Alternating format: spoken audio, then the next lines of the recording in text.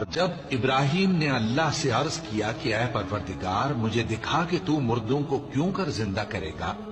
اللہ نے فرمایا کیا تم نے اس بات کا یقین نہیں کیا؟ انہوں نے کہا کیوں نہیں، لیکن میں دیکھنا اس لیے چاہتا ہوں کہ میرا دل اطمینان کامل حاصل کر لے۔ فرمایا کہ 4 پرندے لے لو، پھر ان کو اپنے سے ہلا لو اور ان کے ٹکڑے ٹکڑے کر دو، پھر ان کا ایک ایک ٹکڑا ہر ایک پہاڑ پر رکھ دو، پھر ان کو بلاؤ تو وہ تمہارے پاس دوڑتے چلے آئیں گے،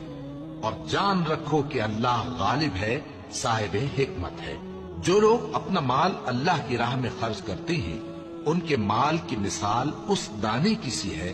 جس سے 7 بالیں اگیں اور ہر ایک بال میں 100 دانے ہوں، اور اللہ جس کے اجر کو چاہتا ہے اور زیادہ کرتا ہے، اور اللہ کشائش والا ہے، سب کچھ جاننے والا ہے۔ جو لوگ اپنا مال اللہ کے راستے میں صرف کرتے ہیں پھر اس کے بعد نہ اس خرچ کا کسی پر احسان رکھتے ہیں اور نہ کسی کو تکلیف دیتے ہیں، ان کا صلہ ان کے پروردگار کے پاس تیار ہے، اور قیامت کے روز نہ ان کو کچھ خوف ہوگا اور نہ وہ غمگین ہوں گے۔